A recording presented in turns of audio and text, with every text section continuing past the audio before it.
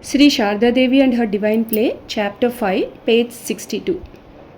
This important event awakened Sharda's divinity, manifested his own spiritual relationship with Sharada, and made clear the role she would play in the future. By performing the Shodashi Puja, Ramakrishna signified that the Adya Shakti had taken form as Sharda Devi. When Sharda was worshipped as Shodashi, she was 18 years old, in the prime of her youth. The scriptures do not require that the girl who participates in this worship be exactly 16 years old, but she should be young and beautiful. The meaning of the short meditation mantra of the goddess Shodashi is: the form of Shodashi, the beloved of Shiva, is crimson like the rising sun. She has 4 arms and 3 eyes, and she holds 4 weapons: noose, goad, arrows, and bow in her 4 hands. Swami Charadananda described the occasion.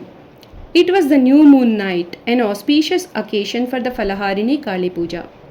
This special festival is also observed in the Kali temple of Dakshineshwar.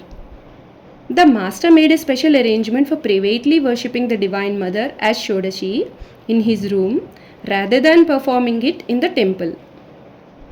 At the right side of the worshipper's seat, a low wooden seat, beautifully painted with rice powder pigment, was placed for the goddess to sit on during the worship. The sun had set, and the new moon night arrived in a veil of deep darkness.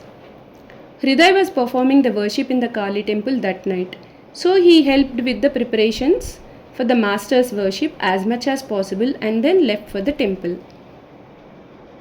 After the priest Dinu had finished the evening worship service in the Radha Govinda temple, he came to help the master prepare for the worship, and then he left. It was 9 o'clock in the evening when the preparations for the mystical worship were complete. The master had sent a message to Sharada beforehand to be present during the worship, and now she arrived in the master's room. The master sat for worship. The master finished the preliminaries and sanctified the articles of worship by repeating the mantras. He then beckoned Sharada to sit on the decorated wooden seat. While she was watching the worship, Sharada had already entered a semi-conscious spiritual state. So, without fully knowing what she was doing, she moved like one who is spellbound and sat facing north on the right side of the master, who was seated facing east. According to the scriptural injunctions, he repeatedly sprinkled sanctified water on her from the pitcher installed in front of him. He then uttered mantras and invoked the deity with the following prayer: O Divine Mother Tripurasundari, O Eternal Virgin, possessor of all power, please open the gate of perfection. Purify her body and mind and manifest yourself through her for the welfare of all. He then performed the ceremony of Nyasa in accordance with the injunction of the scriptures and worshipped her with 16 items as a veritable manifestation of the Devi. After offering food, he took some of it and put it in her mouth. Sharada lost outer consciousness and went into Samadhi. While uttering mantras in a semi-conscious state, the master also went into deep Samadhi. Thus, the worshipper and the worshipped became fully united and unified in the Atman, existence, knowledge, bliss, absolute. Some time passed in this way. It was long after midnight when the master gradually regained partial consciousness of the world.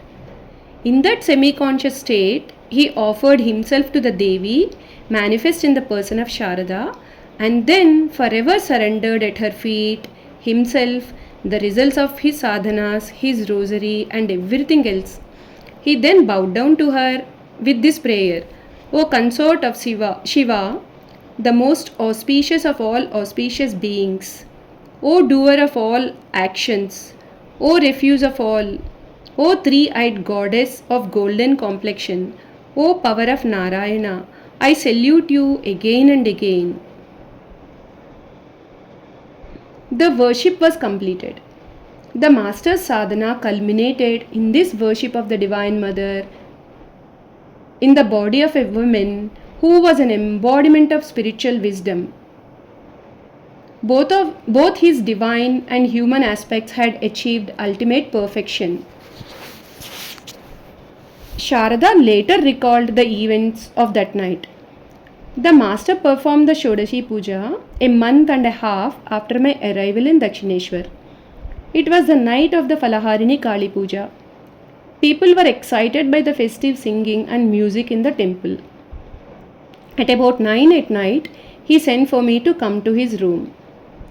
Hriday had made all the necessary arrangements for the worship. Dinu, one of the master's distant nephews, picked the flowers and bay leaves for the worship. The master was alone in the room. He asked me to sit on a low wooden seat. I sat facing the jar of Ganges water, which was in the northwestern corner of the room. The master sat near the western door facing eastward. All the doors were closed. The articles for worship were to my right. First he painted my feet with alta, a red dye, put vermilion on my forehead, and clad me in a new cloth. He then fed me with sweets and a betel roll. I saw him doing all this but had no desire to utter a word. I was in an ecstatic state and completely oblivious to the external world. Hence, I did not know exactly how the worship proceeded. Finally, I bowed down to him and mentally and returned to the Nahabat. Jai Ma.